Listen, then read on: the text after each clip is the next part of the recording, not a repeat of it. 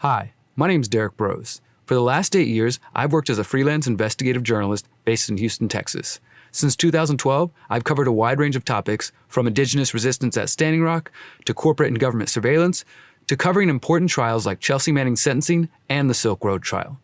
Throughout this time, I've realized that choosing to investigate certain topics will often get you labeled as a conspiracy theorist, or at the very least, a proponent of less than credible journalism, aka fake news. One of these forbidden topics relates to the potential harm caused by cell phones and other digital technology. Over the years, I've seen articles discussing the dangers of radio frequency radiation and electromagnetic fields. Again, I noticed that these studies never made the mainstream headlines or the 24-hour cable news cycle. And even if the news had reported on this information, would it have made a difference? I, like millions of other people around the world, never gave a second thought that cell phones and laptops could be causing harm to human health. We assume that the government agencies responsible for testing these fields have tested everything for safety. I started to wonder, has this blind faith in authority been a huge mistake? My ignorance on these topics came to an end in September 2018 when I learned that the city of Houston had recently partnered with Microsoft and Verizon to turn Houston into a smart city. This smart city would use emerging 5G technology to power the so-called Internet of Things, which in turn will allow for driverless vehicles, robot assistants, artificial intelligence, sensors in the street to moderate street lights and environmental warning systems, and many other futuristic technologies that we have been promised. And at this time, I had very little understanding of what exactly 5G was, but my preliminary research had shown me that there were an increasing amount of people asking questions about the health and privacy concerns. I also learned that there were lawsuits taking place across Texas and around the world as the opposition to 5G pushed back against the federal government and the wireless industry, seizing power from towns, cities, and states. On October 1st, 2018, Houston Mayor Sylvester Turner held a press conference with officials from Verizon Wireless.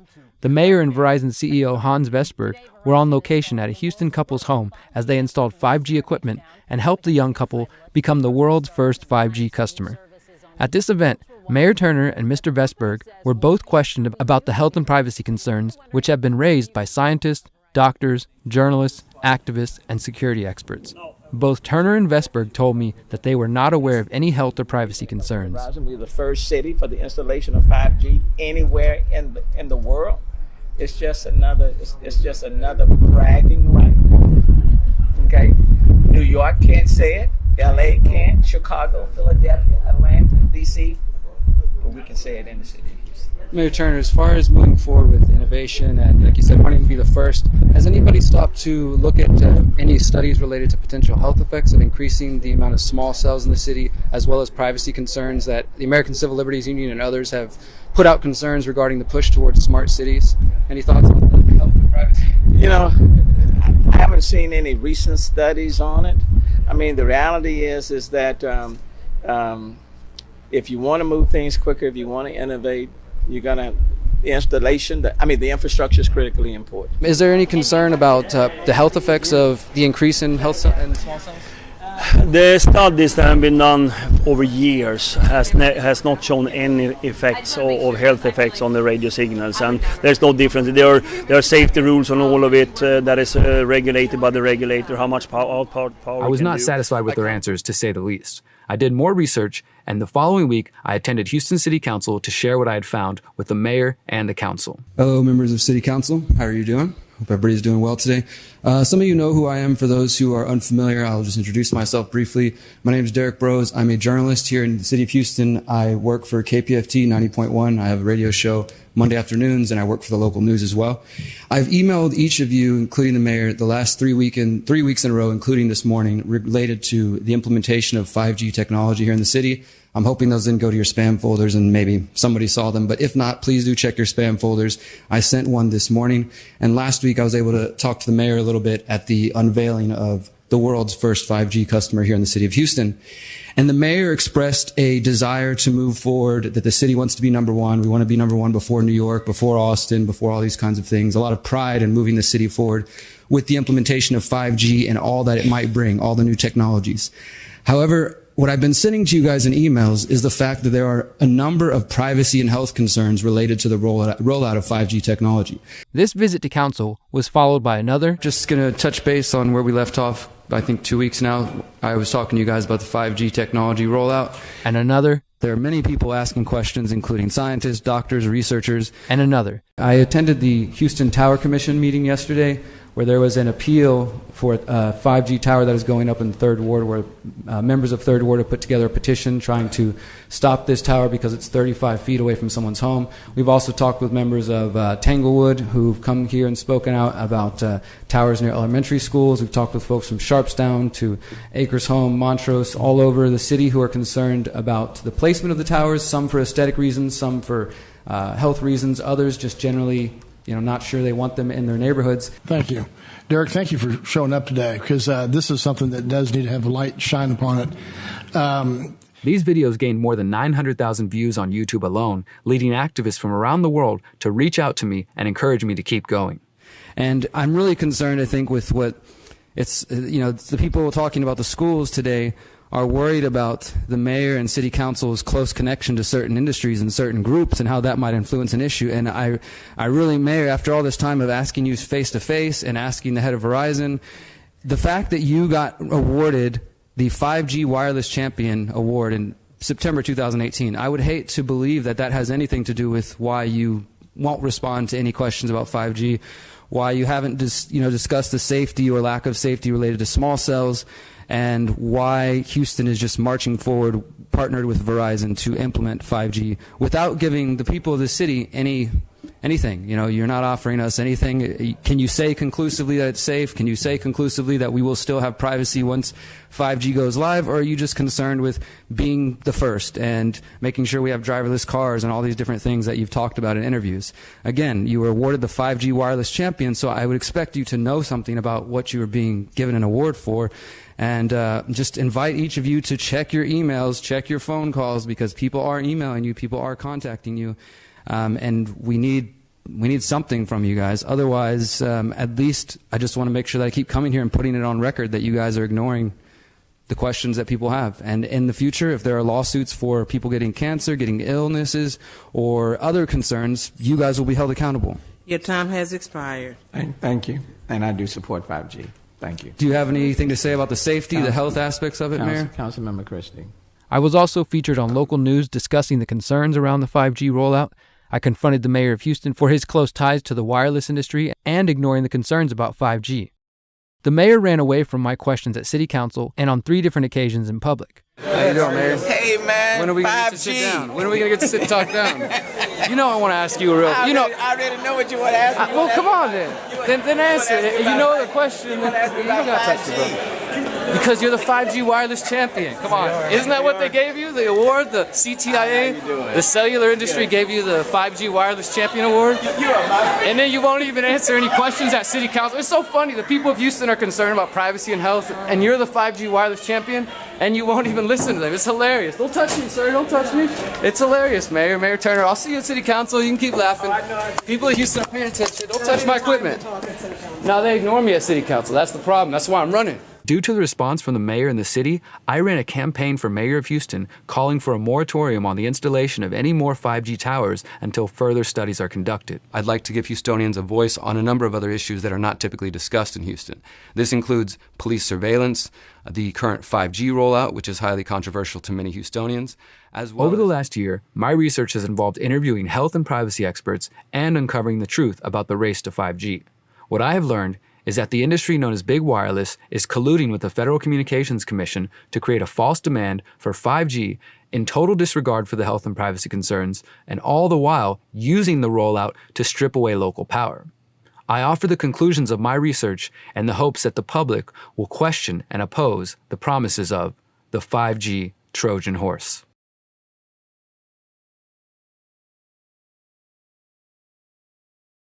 Chapter 1. Understanding the electromagnetic spectrum. To have a discussion on 5G, we first have to talk about electromagnetic frequencies, or EMFs. An EMF is the measure of how many times the peak of a wave passes a particular point per second, and it's measured in hertz. This range of potential frequencies makes up what we call the electromagnetic spectrum. The electromagnetic spectrum is divided into separate bands, and the electromagnetic waves within each frequency band are called by different names, including radio waves, microwaves, infrared, visible light, ultraviolet, X-rays, and gamma rays at the high frequency end.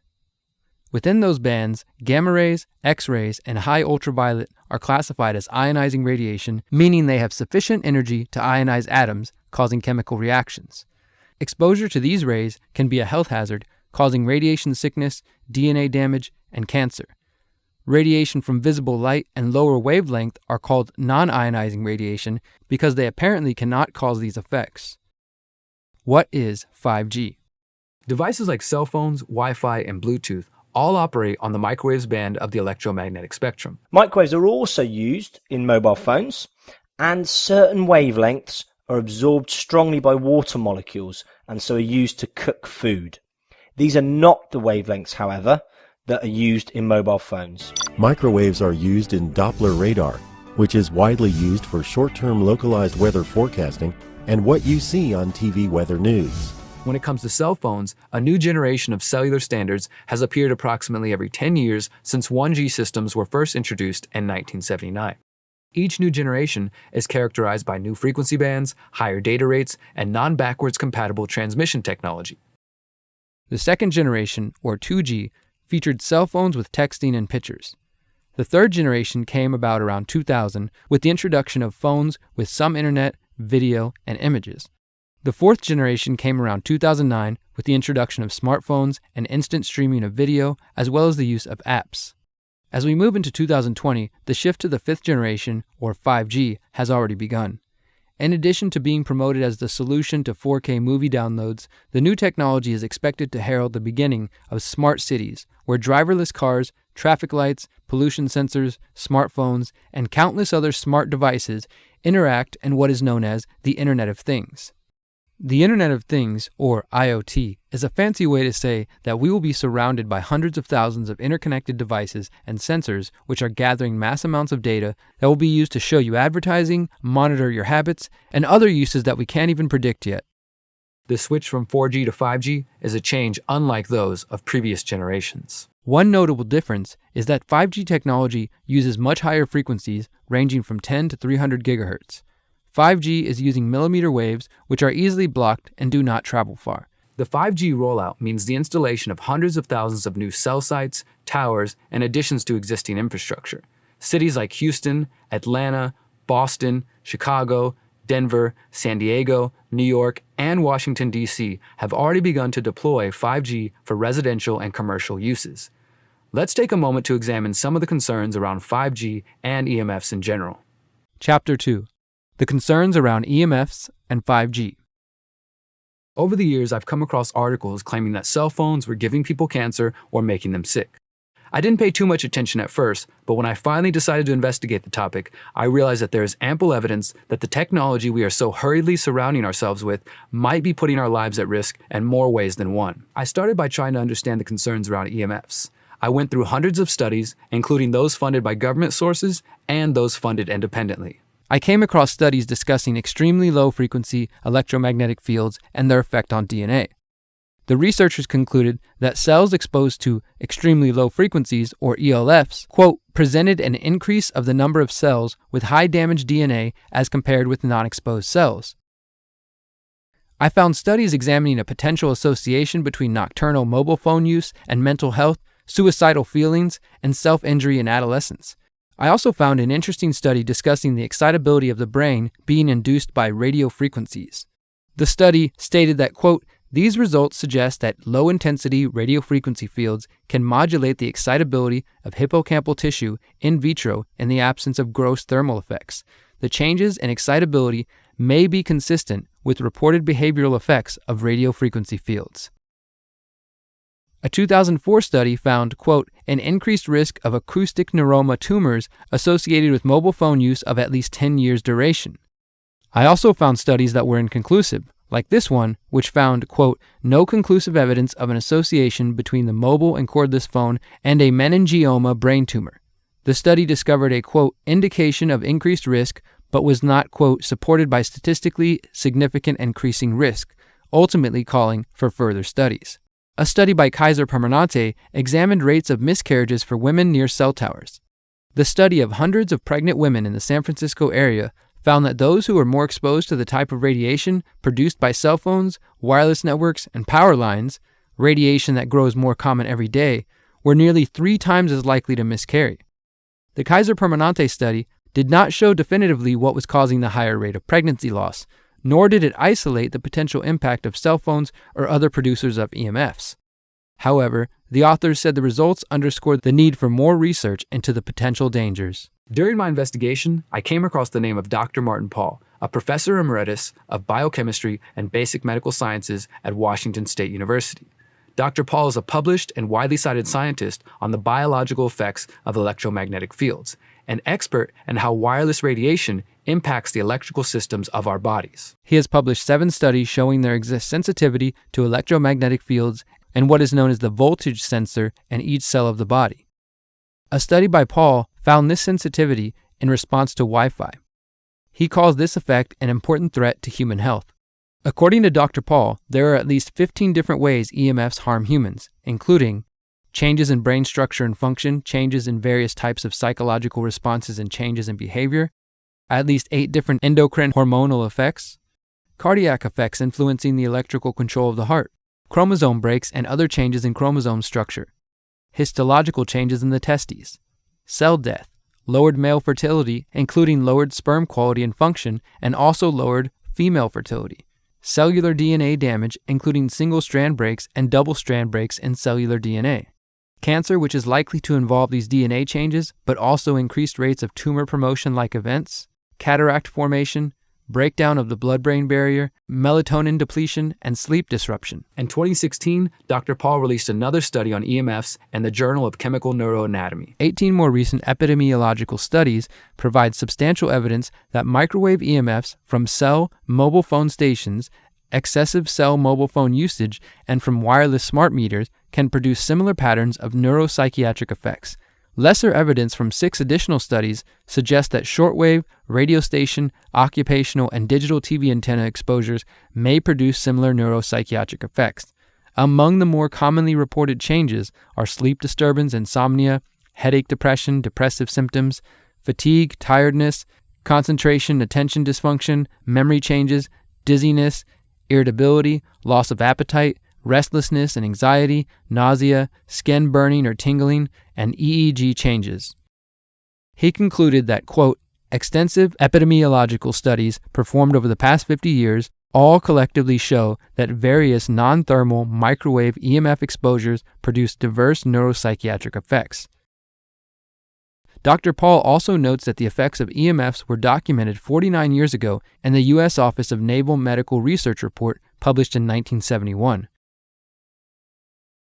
Despite the breadth of his work, Dr. Martin Pall has largely been pushed to the fringes of society. To be fair, there are scientists who accuse him of bias and cherry-picking evidence to make his claims. In 2018, I asked Dr. Martin Pall why his work has been either ignored or pushed out of the mainstream conversation.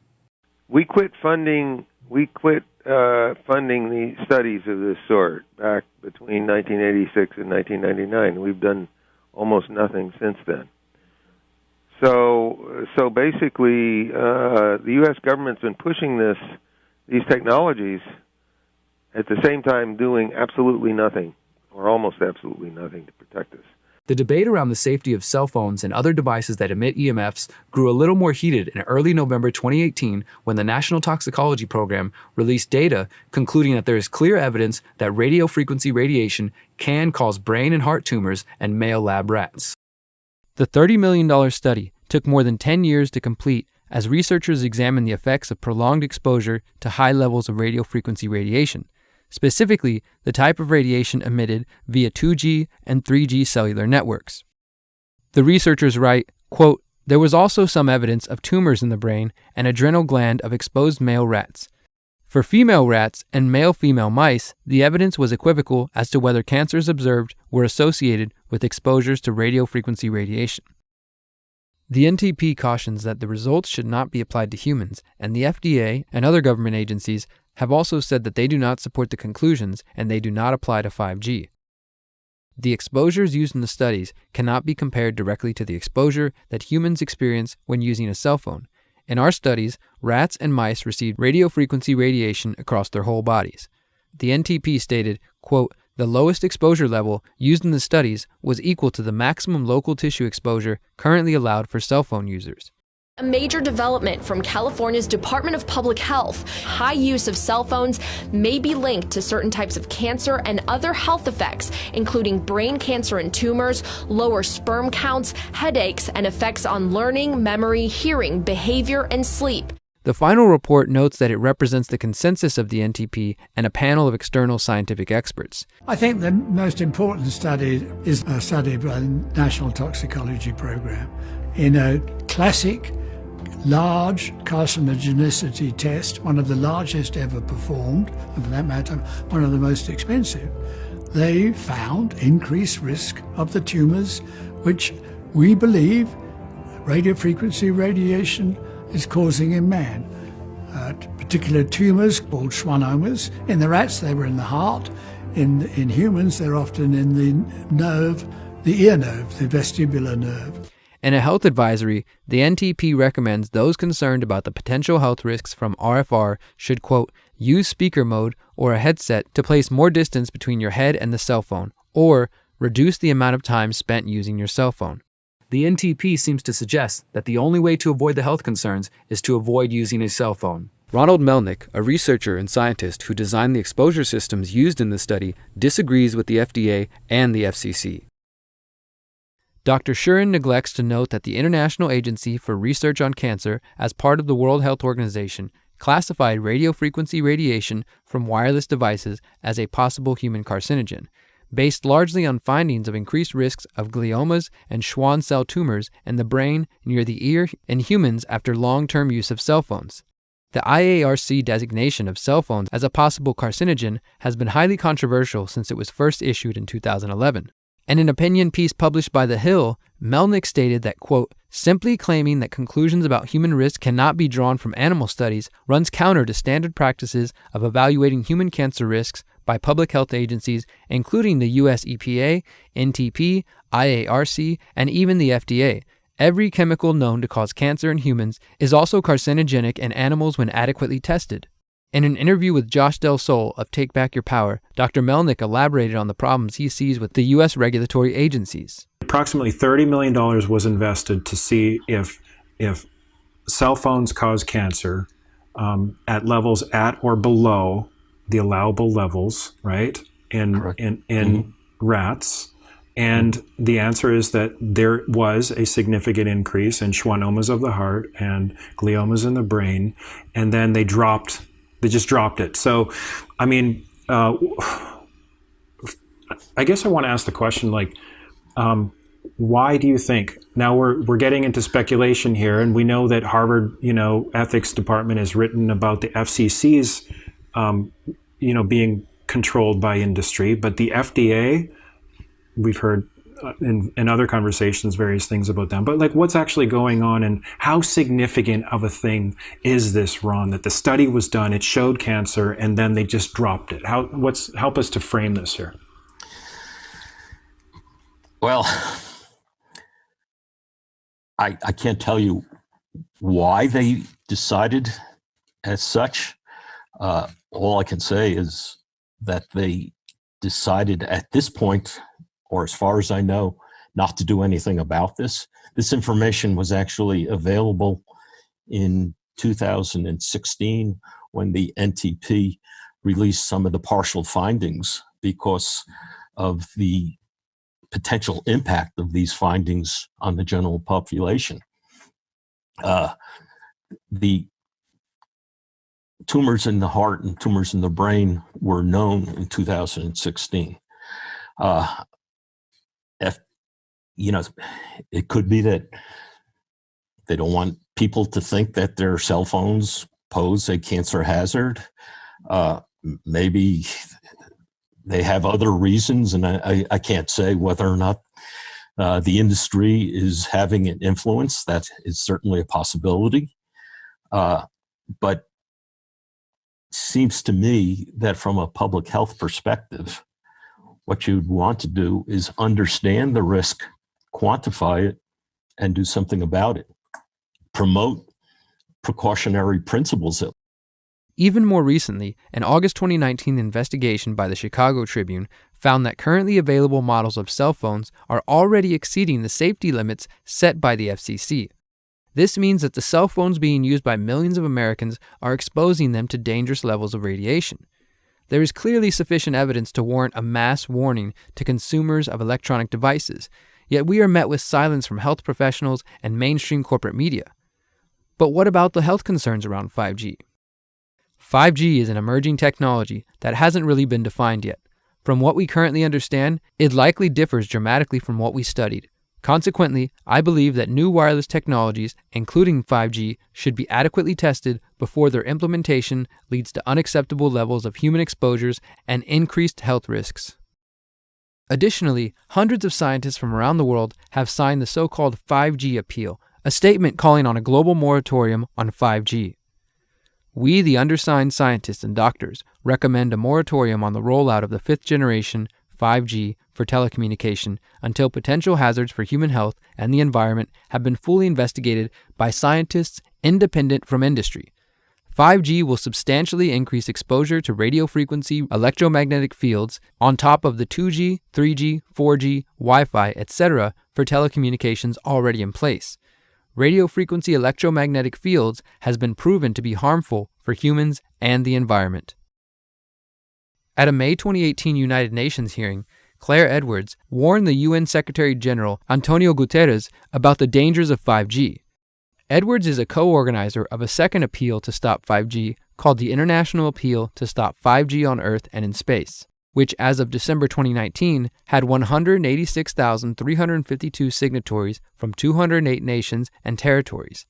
At the hearing, she told Guterres that recently installed Wi-Fi equipment could cause harm to UN employees. Since December 2015, the staff here at the Vienna International Centre have been exposed to off-the-scale electromagnetic radiation from Wi-Fi and mobile phone boosters installed on very low ceilings throughout the buildings.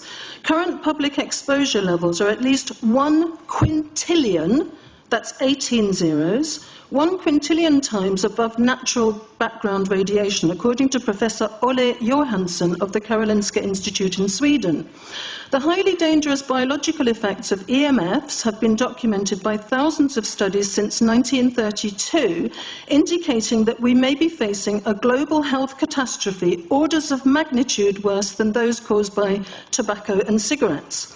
Mr. Secretary General, on the basis of the precautionary principle, I urge you to have these EMF-emitting devices removed immediately from these buildings and to call a halt to any rollout of 5G at UN duty stations, because 5G is designed to deliver concentrated and focused electromagnetic radiation in excess of 100 times current levels in the same way as do directed energy weapons.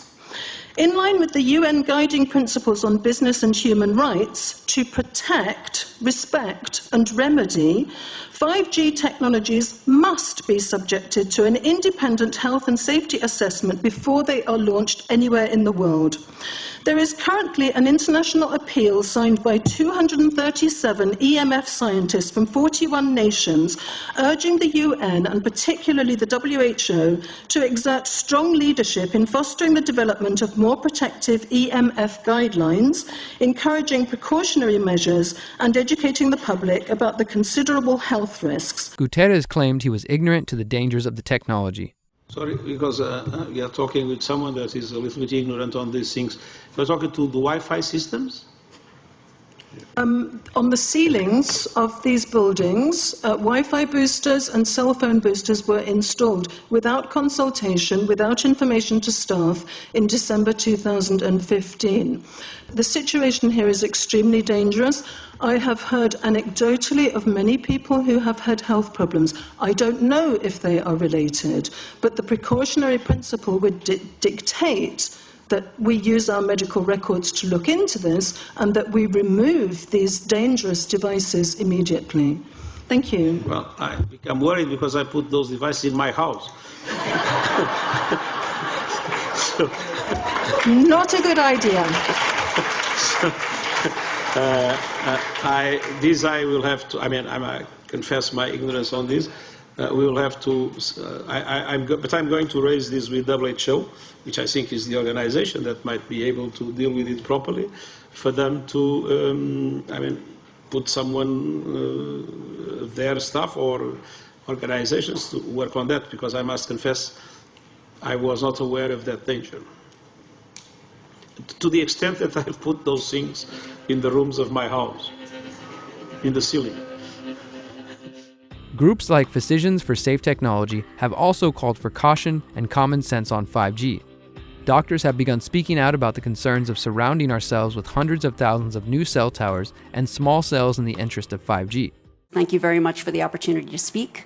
I'm Sharon Goldberg. I'm an internal medicine physician. I've practiced medicine for 21 years, and my background is mostly academic internal medicine, hospital-based, clinical research, and medical education. I am going to skip many of the things I wanted to say because I didn't realize it was only 5 minutes.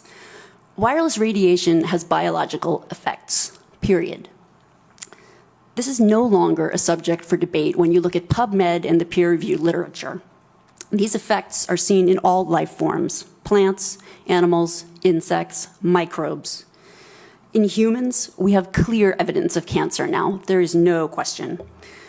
We have evidence of DNA damage, cardiomyopathy, which is the precursor of congestive heart failure, neuropsychiatric effects.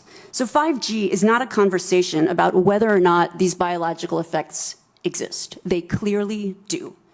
5G is a conversation about unsustainable healthcare expenditures.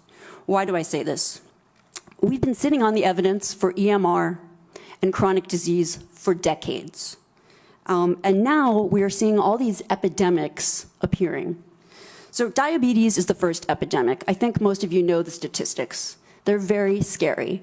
1 in 3 American children will become diabetic in their lifetime, and if they're Hispanic females, the number is 1 in 2.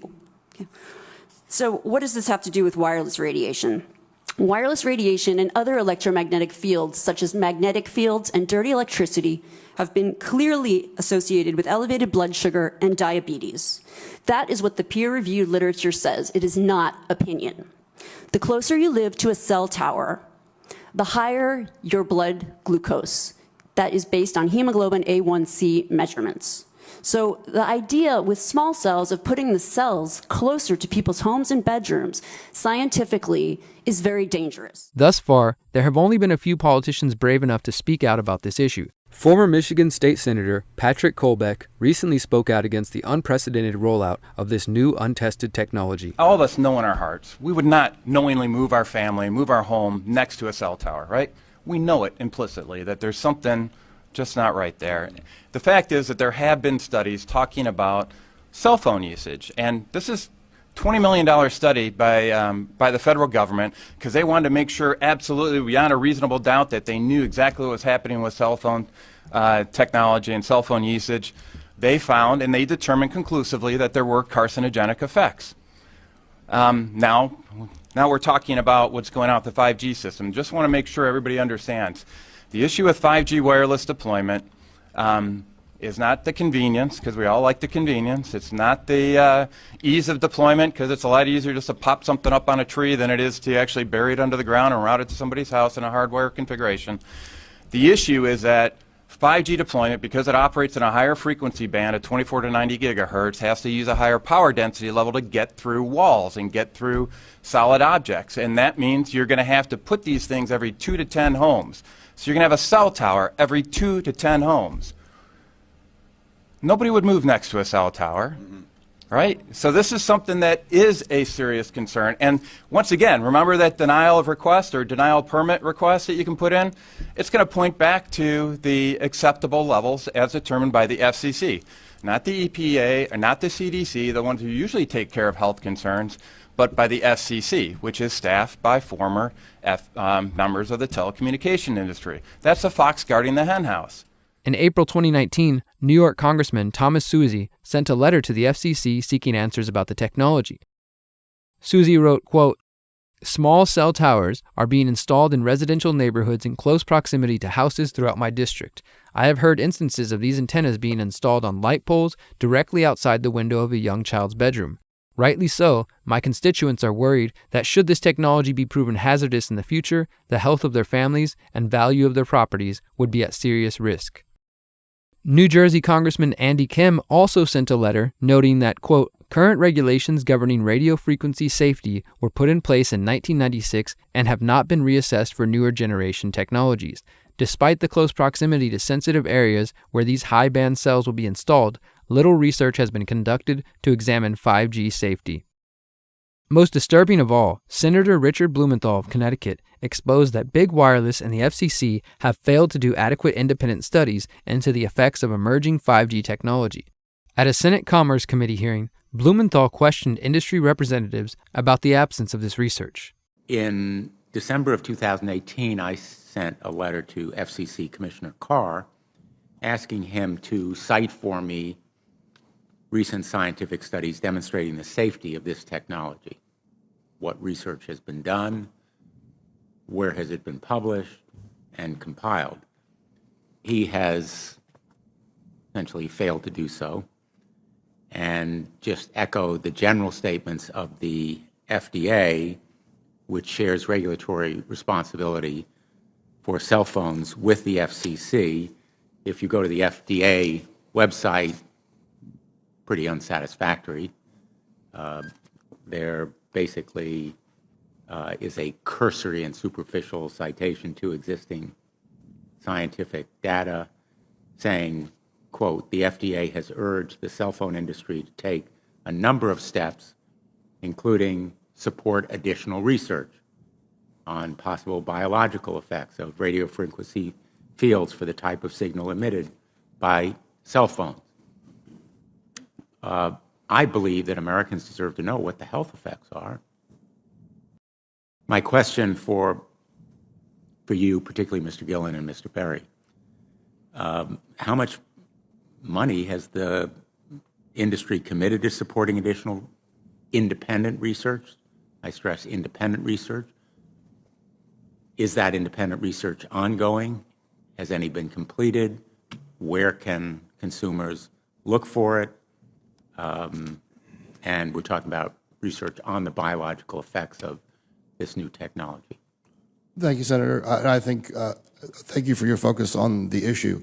Safety is paramount, and as you alluded to, we rely on the expert agencies, we rely on the findings of the FDA and others as to the requirements to keep all of us safe. There are no industry-backed studies, to my knowledge right now. Happy to visit with you as to what opportunities you think there needs to be more studies, and we're always for more science.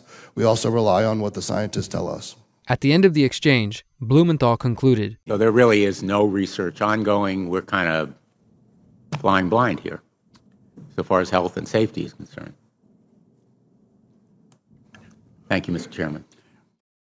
as more health professionals, politicians, and scientists speak out against the dangers of 5G and EMFs, the cellular industry and some in the mainstream media have begun pushing back. In March 2019, William Broad of the New York Times wrote a piece promoting the idea that those who are concerned about the health effects of 5G are simply falling prey to Russian propaganda designed to make America lose the race to 5G. His article, "Your 5G phone won't hurt you, but Russia wants you to think otherwise," sought to place the blame for concern around 5G on the shoulders of America's favorite boogeymen, the Russians. Interestingly, Broad failed to mention that in April 2019, the Times announced a partnership with Verizon to showcase a 5G journalism lab. This seems to be a new trend for corporate media, as the Washington Post announced a similar deal with AT&T in November 2019. Questions regarding potential conflicts of interest have not been addressed. By relegating concerns about 5G to a Russian ploy, he misses altogether the fact that the purportedly independent international authorities on which he relies that declare 5G to be safe are an exclusive club of industry-loyal scientists. China, Russia, Poland, Italy, and several other European countries allow up to hundreds of times less wireless radiation into the environment from microwave antennas than does the US. Davis went even further, comparing the treatment of those who raise awareness about the public impact of radio frequency microwave radiation to that of those scientists in the 1950s and 60s who attempted to ring alarm bells about the dangers of tobacco. Scientists who showed the harmful effects of tobacco found themselves struggling for serious attention and financial support. She continued, "For health impacts from wireless radiation, a similar pattern is emerging. Each time a U.S. government agency produced positive findings, research on health impacts was defunded. The Office of Naval Research, the National Institute of Occupational Safety and Health, the Department of Health, Education and Welfare, and the Environmental Protection Agency all once had vibrant research programs documenting dangers of wireless radiation.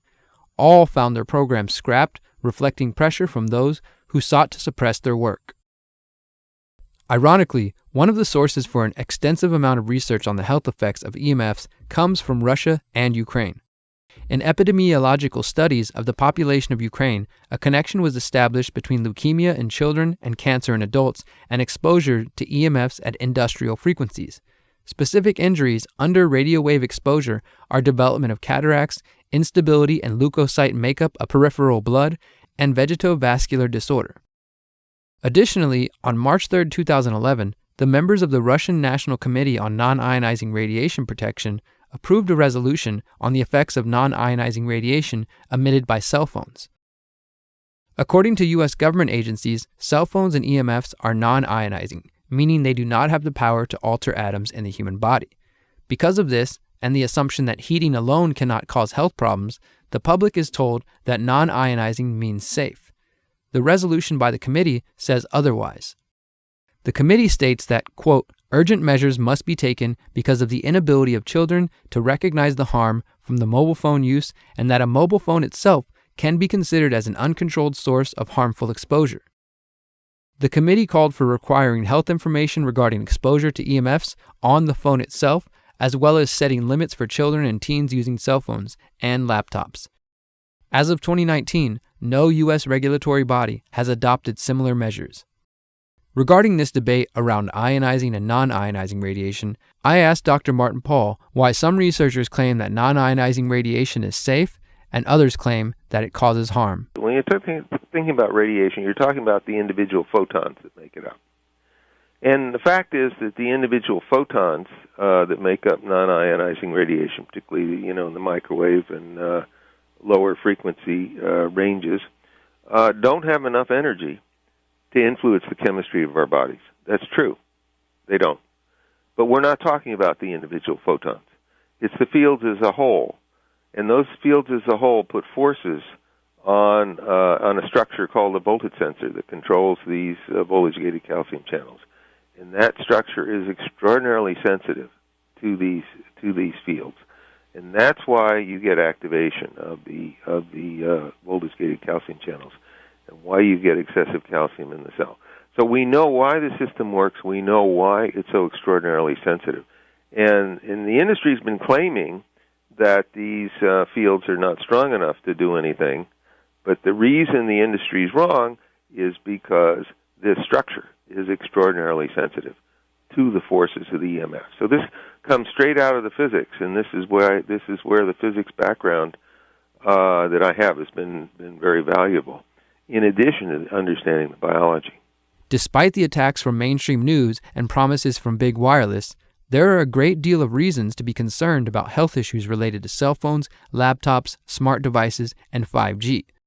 Now, to be fair, there are of course scientists and researchers who say that the claims of health problems associated with EMFs are exaggerated and unfounded. The proponents of EMFs claim that the opposition is cherry-picking evidence to make their case. However, even if one takes only a cursory look at what we have just shown to you, it should be easy enough to see that rolling out a new, untested technology is not smart science. At the very least, we must encourage public officials to exercise the precautionary principle and do further testing before rolling out 5G. Smart city or surveillance city? Cancer and other health issues are not the only concerns being raised by the critics of 5G and the Internet of Things.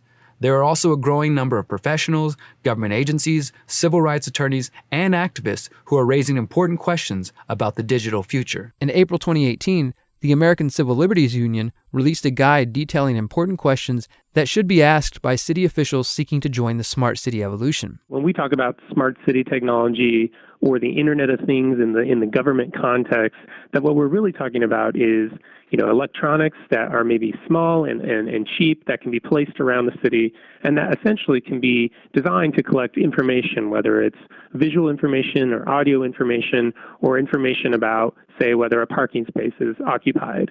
But before any smart city technology is acquired or deployed, it's really important that a city working with its community determine whether that technology is actually smart for the city to do. Why do we say that? Well, that's because, smart city technology can be a wolf in sheep's clothing.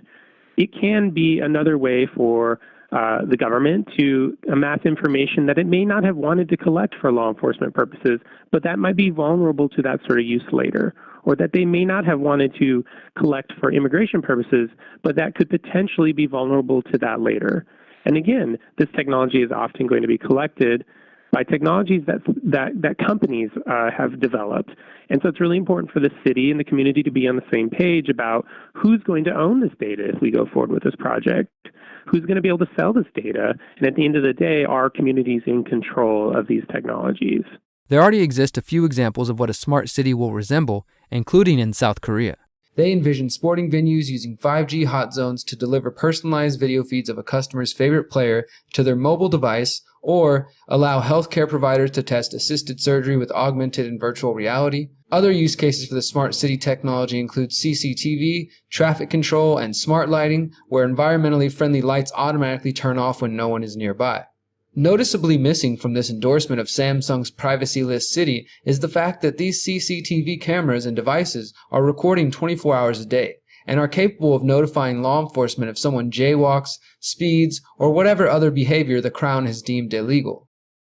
Let's look at another example of a smart city. Quayside is a planned smart city that has been in the works since 2016. Located on 12 acres of waterfront property southeast of downtown Toronto, Canada, Quayside represents a joint effort by the Canadian government agency, Waterfront Toronto, and Sidewalk Labs, which is owned by Google's parent company, Alphabet Inc. Sidewalk Labs claims Quayside will solve traffic congestion, rising home prices, and environmental pollution. There are even plans for housing developments and a school within the smart city. Unfortunately, residents of Quayside will be using a centralized identity management system through which they will access public services such as library cards and healthcare.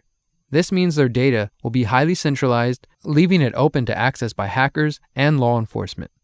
However, Quayside has consistently faced pushback due to a failure to build in the necessary privacy protections. At least 2 officials involved in the project have resigned. I imagined us creating a smart city of privacy as opposed to a smart city of surveillance. I have to resign because you committed to embedding privacy by design into every aspect of your operation. The fears around Quayside grew in late October 2019 when the Globe and Mail reported on previously unseen documents from Sidewalk Labs, which detail how people living in a sidewalk community would interact with and have access to the space around them. This experience largely depends on how much data you're willing to share, and this data could be used to reward or punish people for their behavior. Although the document, known internally as the Yellow Book, was designed as a pitch book for the company and predates Sidewalk's formal agreements with the City of Toronto, it does provide a vision of what the Google sister company would like to do. Specifically, the document details how Sidewalk would require tax and financing authority to finance and provide services, including the ability to impose, capture, and reinvest property taxes. The document also describes reputation-based tools that sound disturbingly similar to the social credit system we have seen in TV shows like Black Mirror and those unfolding in modern China. These tools would lead to a, quote, new currency for community cooperation, effectively establishing a social credit system. Sidewalk could use these tools to, quote, hold people or businesses accountable while rewarding good behavior with easier access to loans and public services.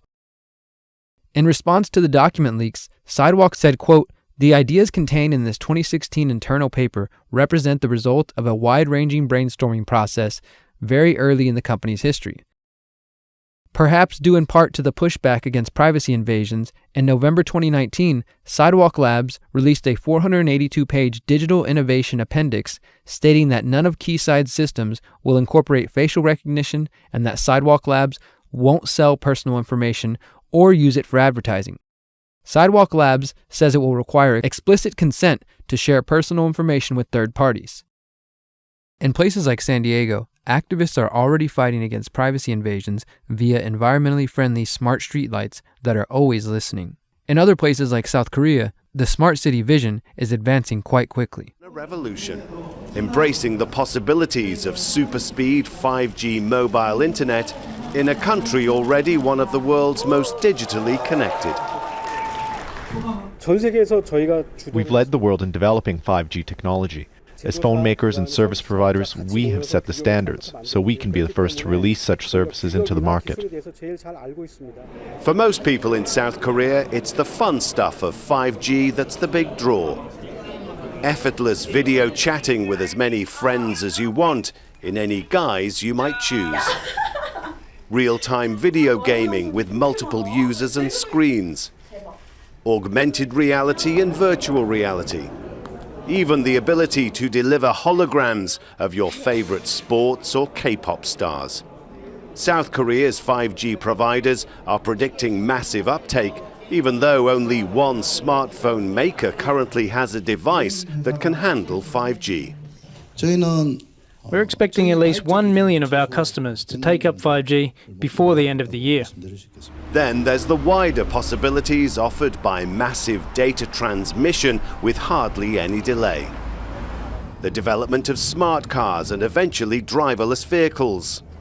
Managing robots in telemedicine or in industry. Our world is likely to look very different. For the moment, future residents of Quayside will have their data protected. But these types of systems are already being put into place in China. Under the expansion of China's Sesame credit system, more than 1 million people were denied the right to fly.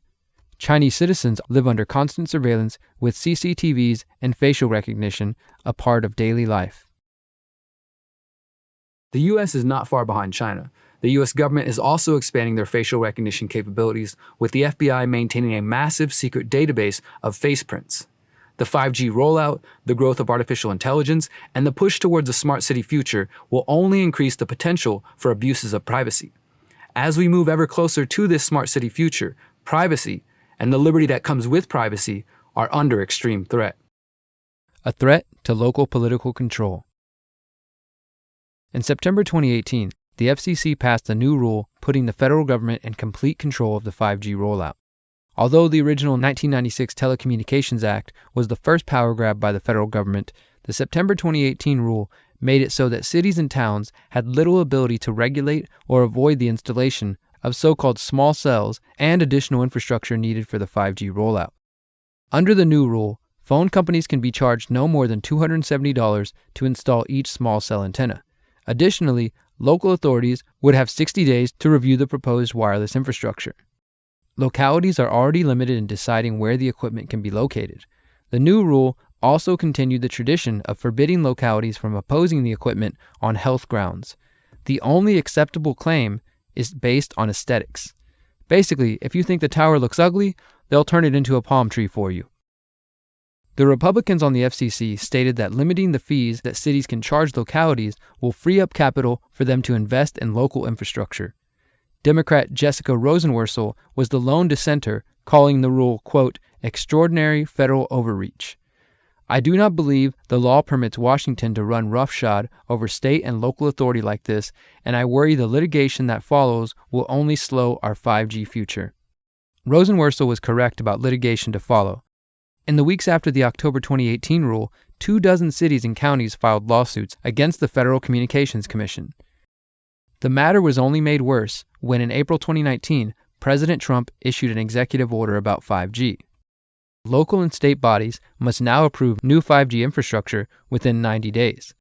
The Trump administration also initiated a cap on the fees local governments can charge telecom companies wanting to install 5G technology. The FCC has also taken action to streamline the permitting process for 5G infrastructure with state and local governments. That's a big deal. It takes too long to get permits. We're going to free that situation up, and we're going to put limits, and the local areas are going to listen to us very, very strongly. They have a big incentive to do that. They must now approve new physical infrastructure within 90 days instead of many years. It can sometimes take 3, 4, and 5 years. We're going to put a limit of 90 days. And there is now a cap on the unreasonable fees local governments often charge. They get greedy. They think, hey, we can really take advantage, and it ends up that everybody gets hurt. So we're putting a cap on those fees. These changes will contribute greatly to building high-speed networks across America, and it's going to happen very quickly, very, very quickly. The pushback against the usurpation of local power by the federal government and the big wireless lobby can be seen clearly in the town of Danville, California. Back in March 2019, the Danville Town Council voted 4-1 to block a permit for a 5G small cell installation by Verizon. During the meeting, Danville Mayor Robert Storer stated that the vote was an effort to stand up to the federal government and telecommunications companies like Verizon. The Danville Town Council's decision to deny the land use permit for the small cell opened the town up to possible lawsuits from Verizon. We've lost local control, and this says, you know what, we're sick of this, and we're not going to just sit here and just be bowled over. We say no, we play the cards out. You know, we've been in lawsuits before. We're actually pretty good at it sometimes. I don't want to say it's been shoved down our throats, but it has been. We've lost complete local control, or we're losing so much of it. This, if nothing else, just puts us in a position that says, you know what, we're a little tired of this. If you're going to come to the town of Danville, don't make this room full of people that are angry, you know, because our job is to protect the town of Danville. And, you know, we may be spending some money here, and I'm okay with that. I'm actually okay with it, because it'll set in place how we feel in the town of Danville and what we think is right. Danville City Attorney Robert Ewing reiterated that cities cannot fight the small cells or 5G rollout based on health concerns, stating that, quote, while potential health concerns are a huge concern, if that was the basis on which you are making a decision, I would be fairly confident to tell you that you would lose, because that's about as clear as the law can get. Similar resolutions are passing in towns across the world, either outright banning 5G or requiring more testing before implementation. Between the FCC rules and the presidential executive order, the U.S. federal government is working with the big wireless lobby to force 5G down the throats of cities and states around the country. Together, in an incestuous corporate-state relationship, they are slowly taking away choice and consent from local bodies. Most worrisome is the thought that the 5G rollout and the subsequent theft of local power might be setting a precedent for a future where cities and towns have no say in what happens in their own communities, and instead are forced to go along with the agenda of the federal government and their corporate buddies. A danger to the environment. The rolling out of 5G might negatively impact our ability to forecast the weather and accurately predict storms. In the spring of 2019, NASA and the National Oceanic and Atmospheric Administration, or NOAA, said 5G antennas using similar frequencies used by satellites to gather critical water vapor data could compromise forecasts and science. The FCC and big telecom companies are seeking to expand cellular service into frequency bands such as the one at 24 GHz, which falls near the frequency used for forecasting at about 23.8 GHz. The FCC, which licenses the wireless spectrum for 5G in the U.S., says the fears are exaggerated. In March 2019, Secretary of Commerce Wilbur Ross, who oversees NOAA, and NASA Administrator Jim Bridenstine, sent a letter asking the FCC to postpone the auction of the 5G frequency bands. Instead, the FCC went ahead with the auction, selling frequency to both T-Mobile and AT&T. In May 2019, Neil Jacob, acting administrator of NOAA, testified to Congress that an internal study had found 5G-related interference could cost NOAA 77% of the water vapor data it collects at 23.8 GHz and could degrade weather forecasts by up to 30%, essentially sending us back to 1980 levels. 5G uses the frequency of 24 gigahertz. Gigahertz is a unit of measurement along this larger electromagnetic spectrum. You know all about this. You're familiar with this. AM radio waves, FM radio waves. There's cell phones and Wi-Fi. You get into the higher wavelengths, you get into things like TV remotes, visible light, medical x-rays, so on and so forth. So you're probably saying at this point, but what does that have to do with the weather, right? We've got these satellites up in orbit around the Earth, and those satellites pick up on different frequencies. Satellites, though, see atmospheric water vapor at 23.8 gigahertz. So if you've got that 5G signal emitting out a signal at 24 gigahertz. Then our water vapor is at 23.8 gigahertz. That's really close to each other on that larger spectrum. So if the satellites are looking down to Earth, they're going to get confused. Is it the 5G signal? Is it water vapor? Ultimately, we're not going to be able to determine that. And that data that's used for forecast models is taken right from those satellites. If we can't use that data, those forecasts are going to get worse. Due to their concerns, NASA and NOAA were seeking a sizable buffer zone between the frequency bands used for weather and those used for 5G.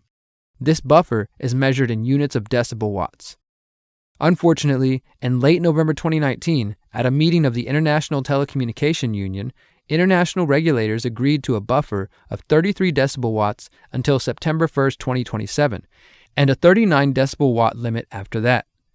The goal was to allow 5G companies to start building networks now and to add more protection for weather forecasting once the companies have established their networks. The U.S. has been slow to get into the game, but the president said the FCC would work to make it easier for companies to do so. That includes freeing up high-frequency airwaves or spectrum to carry 5G. And the FCC plans to spend $20 billion over 10 years on expanding 5G broadband for rural communities.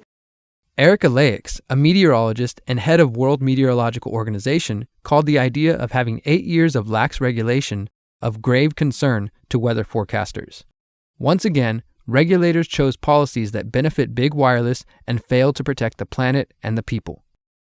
The 5G expansion not only poses a threat to human health, privacy, and weather forecasting, but an increasing amount of research indicates that surrounding ourselves with an unprecedented amount of digital devices is creating a new form of pollution known as a digital or electrosmog. In the report, Bees, Birds, and Mankind, German researchers discussed the effects of this electric smog. Quote, "The consequences of this development have also been predicted by the critics for many decades and can now no longer be ignored. Bees and other insects disappear, birds avoid certain areas, and are disoriented in other locations." In September 2008, Dr. Ulrich Warnke, one of the authors of that report, also presented his findings to the Radiation Research Trust at the Royal Society in London. He stated that, quote, "An unprecedented dense mesh of artificial magnetic, electrical, and electromagnetic fields are disrupting nature on a massive scale, causing birds and bees to lose their bearings, fail to reproduce, and die." A review of studies from around the world shows that concerns around the electrosmog are rising. One study reviewed the impact of radio frequency radiation from wireless telecommunications on wildlife. The researchers note that phone towers located in the living areas of some species are continuously irradiating wildlife, causing a reduction of their natural defenses, deterioration of their health, and problems in reproduction. The researchers conclude that, quote, "Microwave and radio frequency pollution constitutes a potential cause for the decline of animal populations and deteriorations of health of plants living near phone masts. To measure these effects, urgent specific studies are necessary." Studies are also beginning to look at the impacts of radio frequency radiation on trees. A 2016 study attempted to verify whether there is a connection between unusual tree damage and radio frequency exposure. The researchers conducted a long-term field monitoring study in 2 German cities. They observed and took photos of unusual or unexplainable tree damage, along with measurements of electromagnetic radiation. A statistical analysis showed that electromagnetic radiation from cell phone towers is harmful for trees. The researchers note that, quote, "These results are consistent with the fact that damage inflicted on trees by mobile phone towers usually starts on one side, extending to the whole tree over time." A 2010 study looked at the decline in aspen trees in Colorado since 2004. This study suggested that the radio frequency exposure may have strong adverse effects on growth rate and may be an underlying factor in aspen decline. Additionally, there are concerns that thousands of trees will be cut down or trimmed to ensure the 5G frequencies operate efficiently. Another area of growing concern relates to the fear that the massive increase in exposure to radio frequency radiation could be one of the causes for bee colony collapse disorder, which has wreaked havoc on the global honeybee population. In a 2017 study, researcher Daniel Favre of Switzerland claims that his article describes an experiment on bees which clearly shows the adverse effects of electromagnetic fields on their behavior. Favre states that, quote, "The experiment should be reproduced by other researchers so that the danger of man-made electromagnetism for bees, nature, and thus humans ultimately appears evident to anyone." In the study Mobile Phone Mast Effects on Common Frog Tadpoles, researchers exposed eggs and tadpoles to electromagnetic radiation from cell phone antennas for 2 months, from the egg phase until an advanced phase of tadpole, and found low coordination of movements, an inconsistent growth pattern, and a high mortality rate. The authors conclude, quote, "These results indicate that radiation emitted by phone masts in a real situation may affect the development and may cause an increase in mortality of exposed tadpoles. This research may have huge implications for the natural world, which is now exposed to high microwave radiation levels from a multitude of phone masts."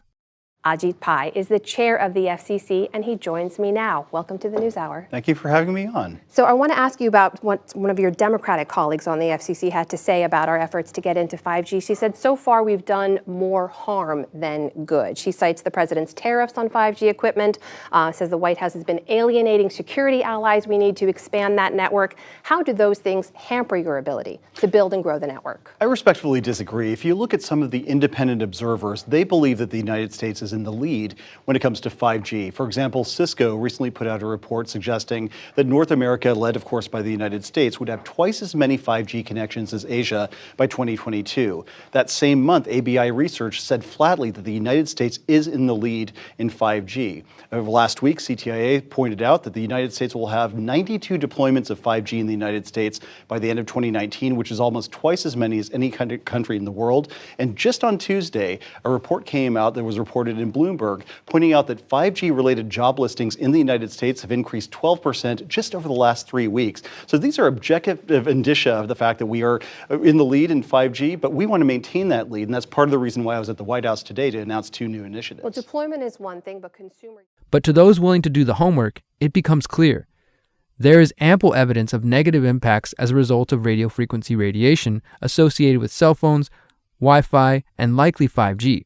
In fact, in 2018, the European Commission's Scientific Committee on Health, Environmental, and Emerging Risks released a statement on emerging health and environmental issues, which clearly outlined the need for more independent research. Under Section 4.4, Potential Effects on Wildlife of Increases in Electromagnetic Radiation, the report states, quote, "How exposure to electromagnetic fields could affect humans remains a controversial area, and studies have not yet yielded clear evidence of the impact on mammals, birds, or insects. The lack of clear evidence to inform the development of exposure guidelines to 5G technology leaves open the possibility of unintended biological consequences. These unintended consequences have the potential to affect human life as well as insects, birds, plants, and trees." Chapter 3: The Big Wireless 5G Takeover. As I continued my research and began presenting it to City Council and fellow Houstonians, I noticed there was often a reluctance to believe what I was claiming. Several times, I was asked something along the lines of, "How could something so dangerous be allowed on the market? Doesn't the government regulate this technology?" Once again, the trust of the authorities made people feel like they were safe from harm. Unfortunately, the research shows otherwise. But how could this happen? How can the U.S. government allow potentially hazardous products to be sold and used by millions of people? To understand this, we need to go back to 1996. That year, the Telecommunications Act was passed as an effort to update the law around communications technology as the internet was beginning to come into mass public use. The act was also seen as a way to limit the growing AT&T monopoly. Unfortunately, it was the beginning of further consolidation of telecommunications companies and a huge step towards eroding local power. The 1996 Act prohibits local jurisdictions from considering perceived health effects when taking an action on a proposed facility, such as towers or small cells. Instead, cities and towns could only regulate cell sites based on the aesthetics and location of the devices. Quote, "No state or local government or instrumentality thereof may regulate the placement, construction, and modification of personal wireless service facilities on the basis of the environmental effects of radio frequency emissions to the extent that such facilities comply with the Commission's regulations concerning such emissions. As long as the facilities comply with the standards set by the FCC, they cannot be subjected to environmental or health regulations." But what happens if those federal standards set by the FCC in 1996 are not adequate? As we will get into shortly, there are studies which show health effects even at the levels allowed by the 1996 Telecommunications Act, not to mention the fact that the standards are over 2 decades old and based on outdated technology. Not only was the Telecom Act designed to protect the profits of the big wireless companies, but somewhere along the way, the FCC and the telecoms developed an incestuous relationship that has overtaken the voices and concerns of the American people. In 2015, the Harvard Edmund J. Safra Center for Ethics published an exposé by investigative journalist Norm Alster on the financial ties between the US FCC and how, as a result, the wireless industry has bought unfettered access to and power over a major US regulatory agency. The report details how the FCC, an independent government agency created in 1934 to regulate interstate communications by radio, TV, wire, satellite, and cable, has become a captured agency with big wireless leaders filling the government seats in a revolving door fashion. Regarding the passing of the 1996 Telecom Act, Alster writes that, quote, late lobbying won the wireless industry enormous concessions from lawmakers, many of them major recipients of industry hard and soft dollar contributions. Congressional staffers who helped lobbyists write the new law did not go unrewarded. 13 of 15 staffers later became lobbyists themselves. Alster states that direct lobbying by industry is just one of many worms in a rotting apple. The report says the FCC is involved in a network of powerful moneyed interests with limitless access and a variety of ways to shape policy. Alster believes the worst part is that the wireless industry has been allowed to grow unchecked and virtually unregulated, with fundamental questions on public health routinely ignored. Unfortunately, the situation goes beyond corrupt government agencies and into actually defaming those who speak out against potential harms caused by wireless technology. During the 1990s, biochemist Jerry Phillips was hired by cell phone giant Motorola to study the effects of the radio frequency radiation emitted by cell phones. Phillips and his colleagues looked at the effects of different radio frequency signals on rats and on cells in a dish. Phillips says the relationship between him and his employer was initially cordial, but soured once he submitted research data to Motorola which found harmful effects to the DNA structure as a result of exposure to radio frequency radiation. The negative results were not to Motorola's liking, and they began putting pressure on him. These folks were very, very upset and began to talk about how are they going to handle this, what sort of spin can we put on this, what can we expect from this, and from that point on the relationship changed. What we saw was that Motorola began to exert more and more control over the work, telling us what to do, telling us how to write abstracts, what to say in the abstracts, what to say in the papers.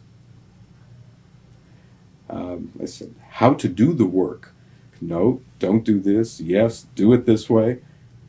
This was unacceptable. I had completed our study of DNA damage, and I submitted the final report to Motorola, and I got a call from Mays Swycord at Motorola. Now, Mays is the former head of the Center for, CDRH, Center for Devices and Radiological Health at the FDA, and he left the FDA and went to work for Motorola.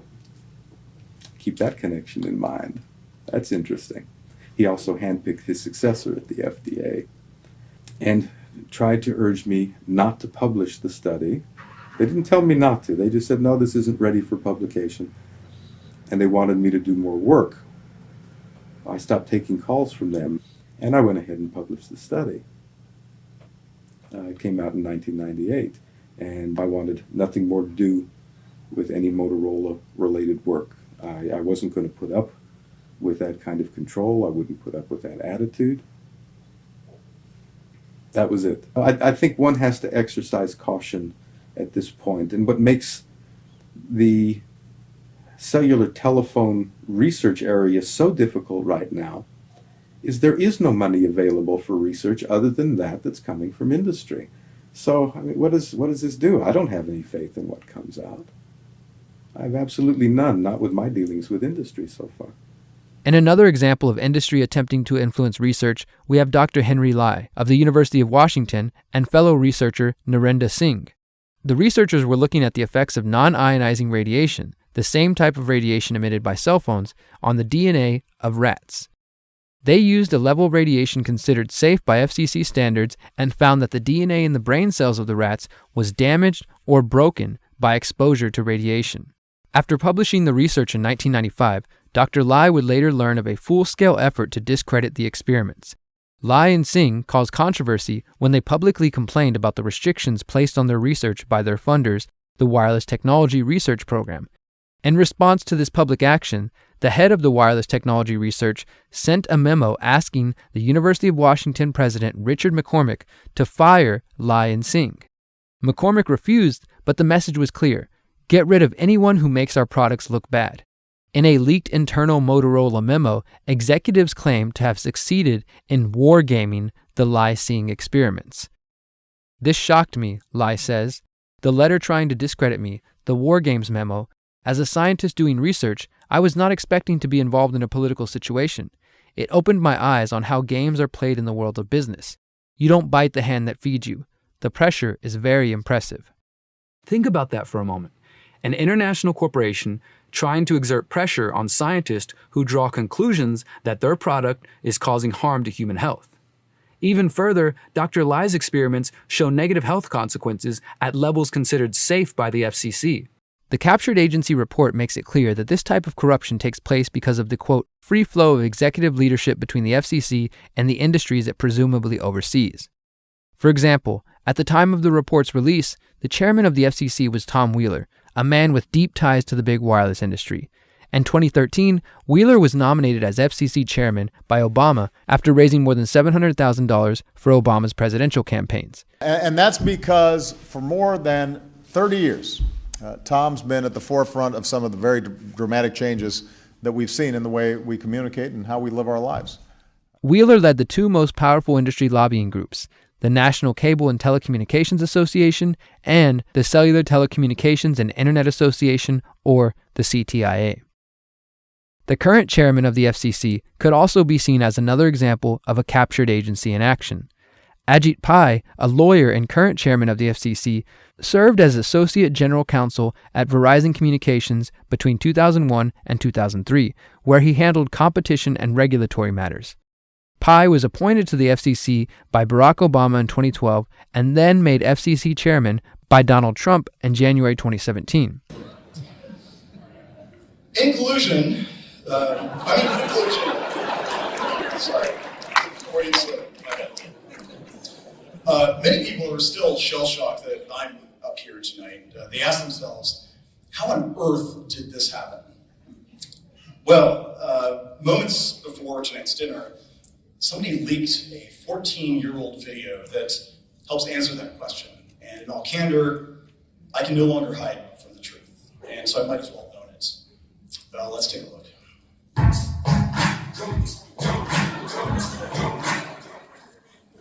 Yeah, and cover charge is $20 as long as we get there by 2 a.m. It should be fun. Oh, Johnny? Hey, G!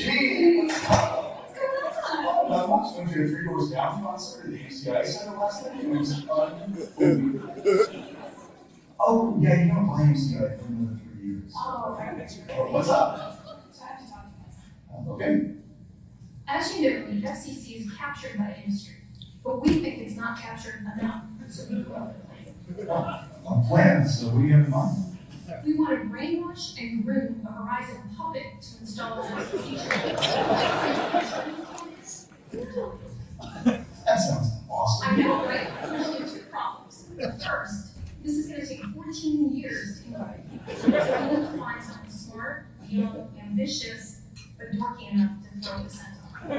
Whoa! You said there was another issue? We need to find a Republican who will be able to win the presidency in 2016 and appoint you to FCC chairman. I think our best bet is an outsider, but I have no idea who that could be. If only somebody could give us a sign.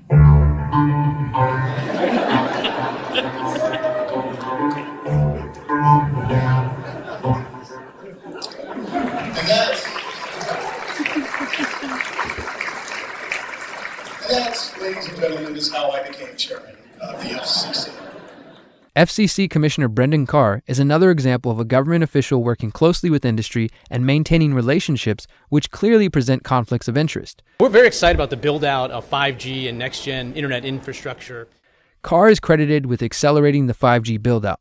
Prior to joining the FCC, Carr worked as an attorney at Wiley Rein, where his clients were Verizon, AT&T, CenturyLink, CTIA, the Wireless Association, and the USTA, the telecom lobby. The Wiley Ryan law firm is a hotbed of activity for former government officials and industry regulars.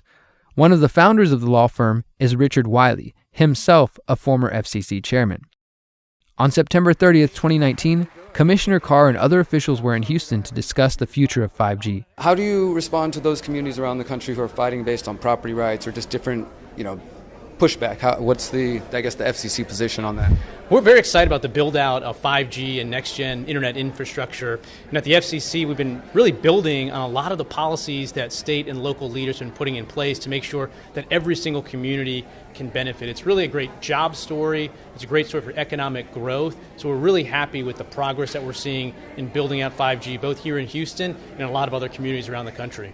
What about those who have concerns, say, for example, Harvard, that put out the study about captured agency, that folks like yourself who've been lawyers and worked in the industry are essentially captured the regulators? This idea that the FCC can't be trusted to regulate 5G and cell phones and things of that sort because of not only yours, but Ajit Pai and others' industry connections.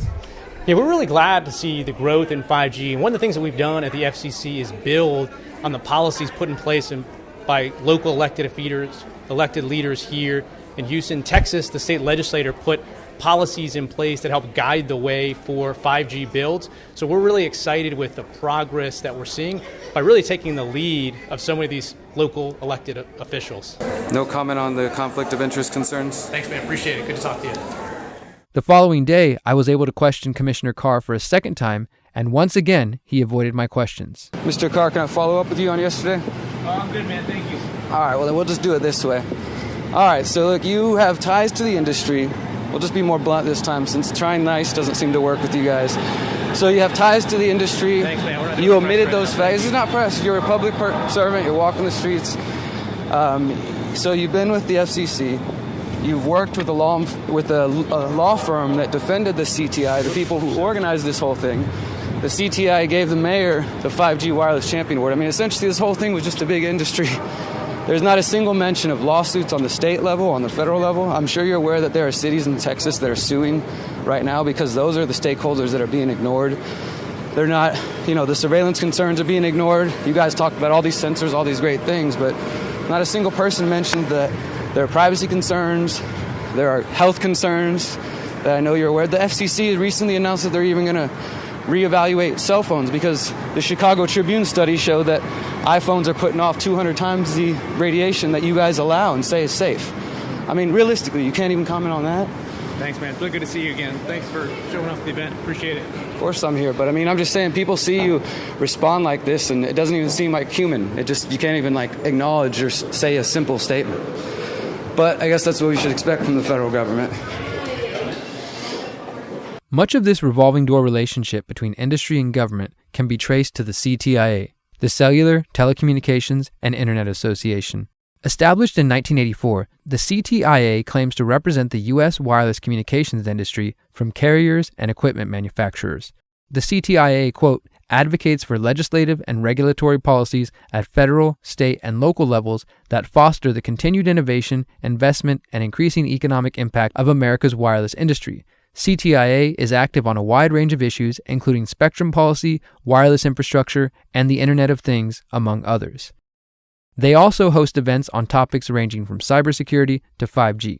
The CTIA's board of directors includes the presidents, CEOs, and other senior officials of Verizon, Sprint, T-Mobile, Nokia, Ericsson, Intel, General Motors, TracFone, Easy Texting, and others. The CTIA's current president and CEO is Meredith Atwell Baker. Baker has spent the last 2 decades bouncing between lobbying for big wireless and working for the government. From 1998 to 2000, Baker worked as Director of Congressional Affairs at the CTIA. Afterwards, she worked for the U.S. government as an FCC commissioner between July 2009 to June 2011. She then went back to the CTIA, where she is now president and CEO in charge of promoting the so-called race to 5G. So what exactly is the race to 5G?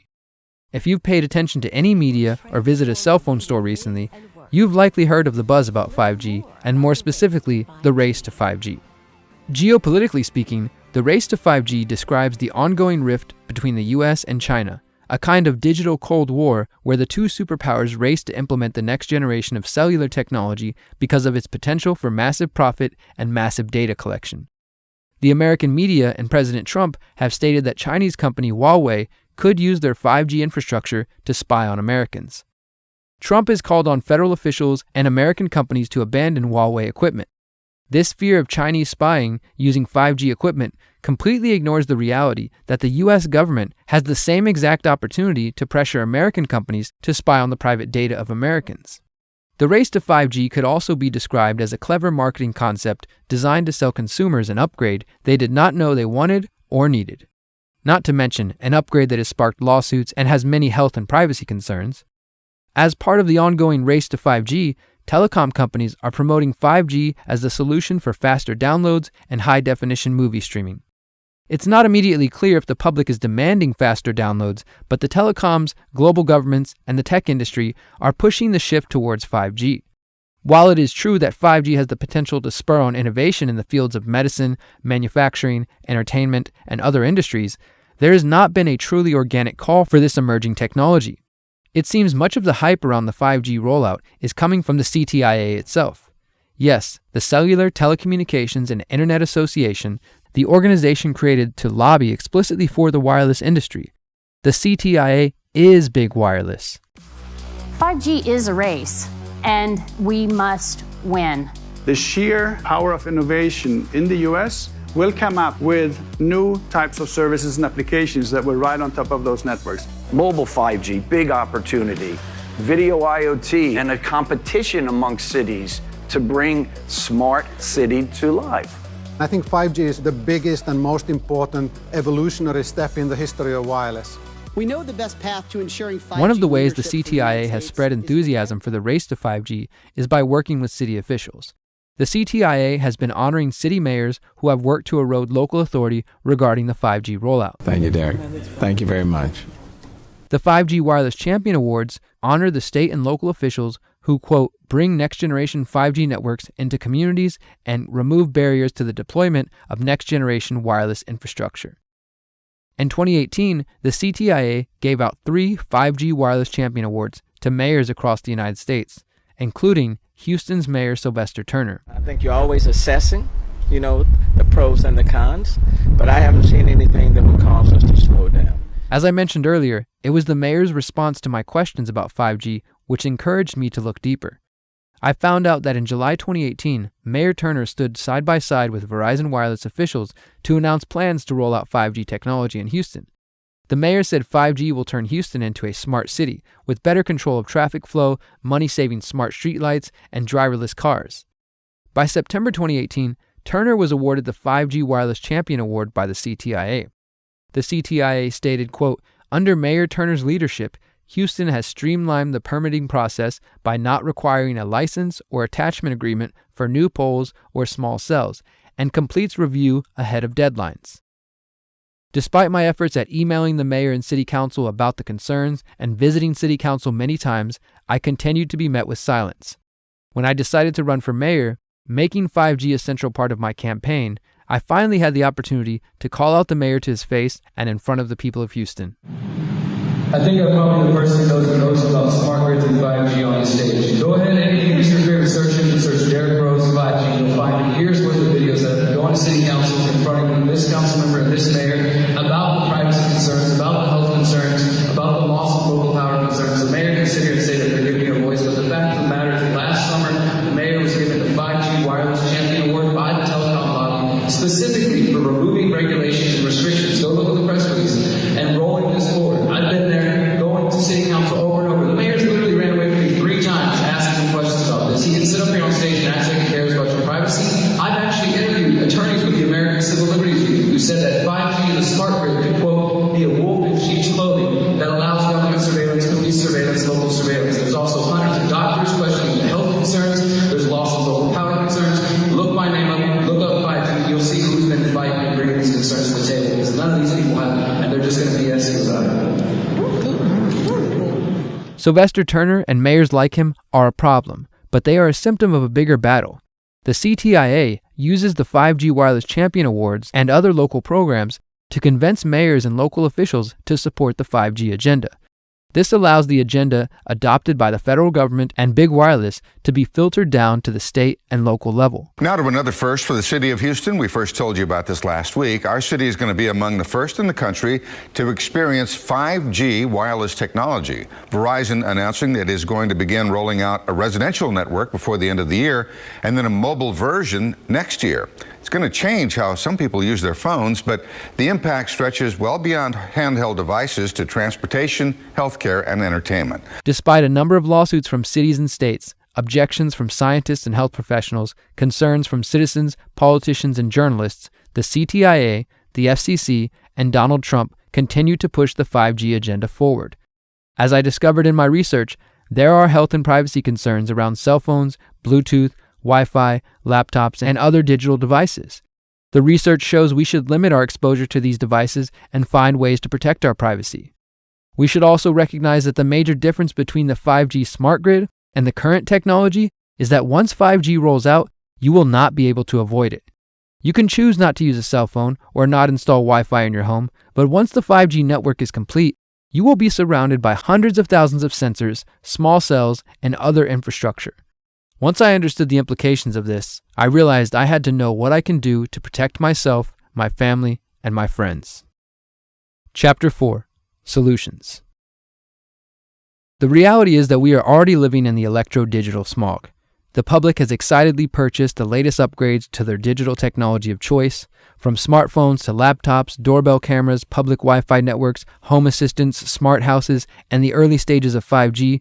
We are inundated with digital technology which emit various levels of radio frequency radiation. Bit by bit, device by device, we are being exposed to an increasing level of radiation, and this cumulative effect has the potential to cause a great amount of harm to the public. Collectively, each of these devices form a digital panopticon, where private companies, law enforcement, governments, and hackers can literally trace your movements from the moment you wake up and interact with your phone throughout your entire day as you move through public spaces and visit your work, family, and friends.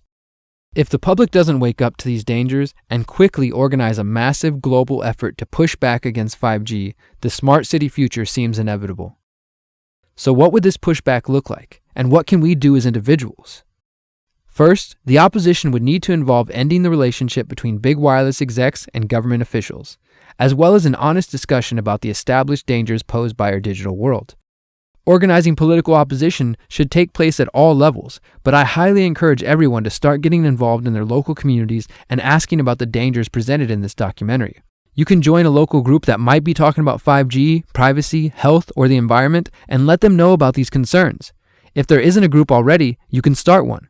Pass out flyers at community festivals, farmers markets, concerts, and political events. You can host educational events at community centers and show this documentary. If your neighborhood has a homeowners association or similar group, you can attempt to fight against the installation of new small cells in your neighborhood. Some activists and concerned homeowners have even filed lawsuits in an attempt to stop the 5G rollout. When it comes to solutions for protecting yourself in the meantime, remember that the National Toxicology Program's 10-year study recommends those concerned about the potential health risks from radiofrequency radiation should, quote, use speaker mode or headset or reduce the amount of time spent using your cell phone. Simply put, limiting your use of and exposure to these devices is the best solution available.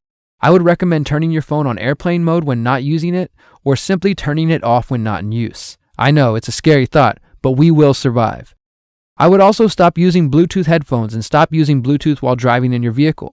There are also companies producing devices which are supposed to be able to block or absorb the EMFs emitted by our devices. Do your research and see what works for you. Probably one of the most important steps to take is to stop falling asleep with your phone or next to your laptop.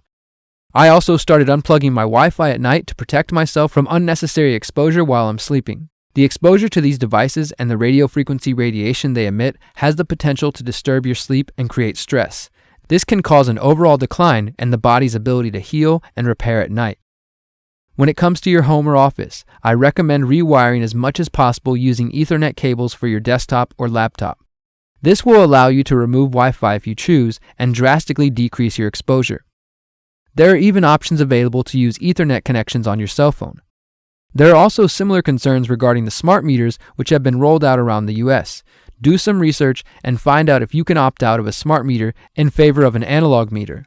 Remember what I said about the difference between 5G and previous technologies? Once it's rolled out, you will not be able to avoid it while in public. No matter what you do in your house or with your own phone, if 5G is everywhere, there will be no way to opt out. I have seen researchers working on devices that could protect you in public by either repelling or absorbing the EMFs, and others have suggested clothing that can defend you, but for the moment, none of these seem adequate to protect you from the coming 5G smart grid.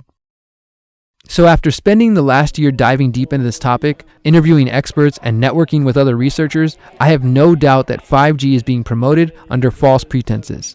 We won the race in 4G, and that's why all the innovation happens here in the United States. We've got 30 trials here in the United States, but China's got 100 trials going on this year. Japan and Korea are really racing to get it done for their Olympic commitments. Just like the Greeks bearing false gifts to the people of Troy, government officials and the big wireless industry are promising the people that 5G is a gift too good to pass up. As we have shown, there are numerous valid reasons to oppose the 5G rollout. Whether it's concerns about health, privacy, local power, or the environment, the government and the wireless industry need to answer our questions. Another thing, where's the media been during all of this? If I could dig up this information and gather these sources with my limited skills and time, why didn't the corporate media identify and report on the concerns about 5G? Thanks again for having me. Why did the New York Times and other compliant media outlets insinuate that opponents of 5G are simply victims of Russian disinformation? Instead of listening to the researchers speaking up and the people pushing back, the media stood silent. So all this begs the question, would consumers be so quick to embrace cell phones, Wi-Fi, and 5G if the wireless industry and their partners in government hadn't silenced critics and corrupted the science? If the public knew this information, would that change their minds? Does it change yours? The cold hard truth is that we have willingly accepted this technology. Yes, we have been lied to by the people we thought we could trust, but at the end of the day, the power is in our hands. We get to decide whether we surround ourselves with devices that threaten our privacy and our health. We must take responsibility for our own actions and remember to be skeptical of promises of convenience and utopia. As the saying goes, if it sounds too good to be true, it probably is. Thank you for watching.